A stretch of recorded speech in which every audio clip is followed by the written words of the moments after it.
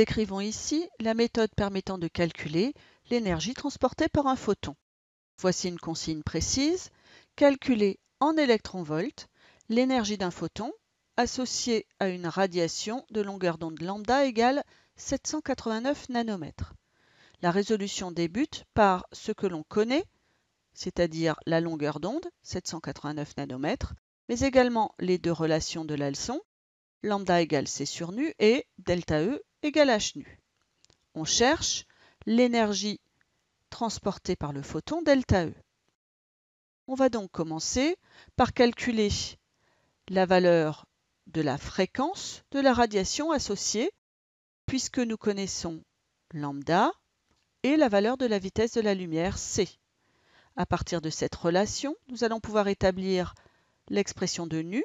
Nu est égal à c sur lambda, avec c qui vaut 3,0010 puissance 8 mètres par seconde et lambda égale à 789 nanomètres, c'est-à-dire 10-9 mètres. Ce qui nous donne l'application numérique suivante, 3,00 fois 10 puissance 8 sur 789 10-9, ce qui nous donne une fréquence de 3,80 10 puissance 14 Hz. Maintenant que nous connaissons la valeur de la fréquence associée à la radiation de longueur d'onde lambda, nous allons pouvoir calculer l'énergie du photon associé à cette radiation. Nous avons la relation delta E égale h nu, dans laquelle h, la constante de Planck, vaut 6,63 10-34 joules seconde, et nu, la fréquence que nous venons de calculer, qui a pour valeur 3,80 10 puissance 14 Hz, ce qui nous donne une application numérique de 6,63 10-34 multiplié par 3,80 fois 10 puissance 14, soit une valeur pour delta E de 2,52 10-19 joules. Mais la valeur du quantum d'énergie transporté par le photon nous est demandée en électronvolts. Nous allons donc devoir utiliser la conversion. 1 électronvolt égale 1,602 10-19 joules.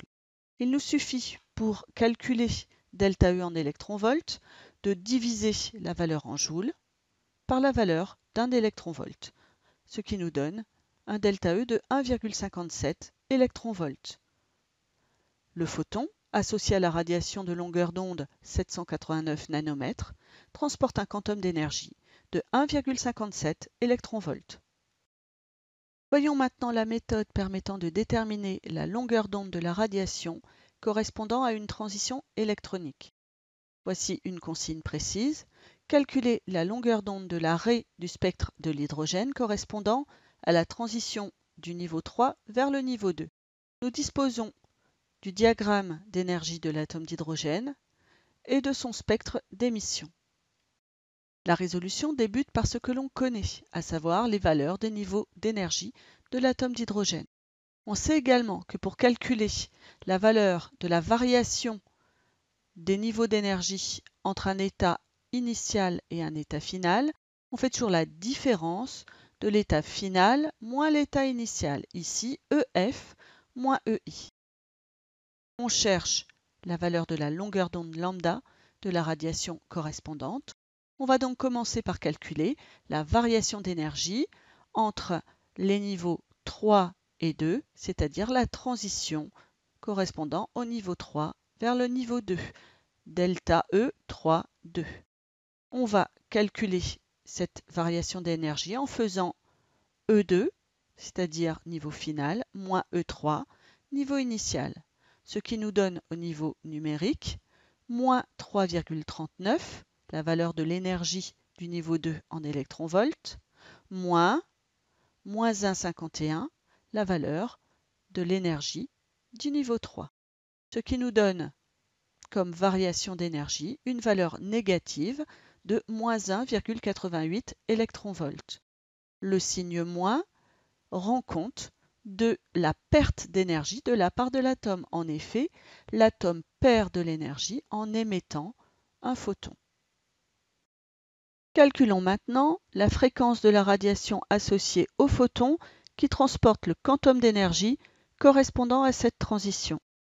Nous connaissons pour cela la valeur de l'énergie de cette transition, moins 1,88 électronvolts, ainsi que la conversion électronvolt-joule. Nous avons également la relation ΔE égale h nu, où ΔE correspond au quantum d'énergie transporté par le photon et nu correspond à la fréquence de la radiation associée. Nous pouvons déduire l'expression de nu égale à ΔE sur h, dans lequel ΔE, le quantum d'énergie transporté par le photon, est égal à la valeur de l'énergie correspondant à la transition en valeur absolue, c'est-à-dire sans le signe. En effet, le quantum d'énergie transporté par le photon ne peut pas être négatif, contrairement à l'énergie de la transition. Nous connaissons également H, la constante de Planck, qui vaut 6,63 10-34 joules seconde.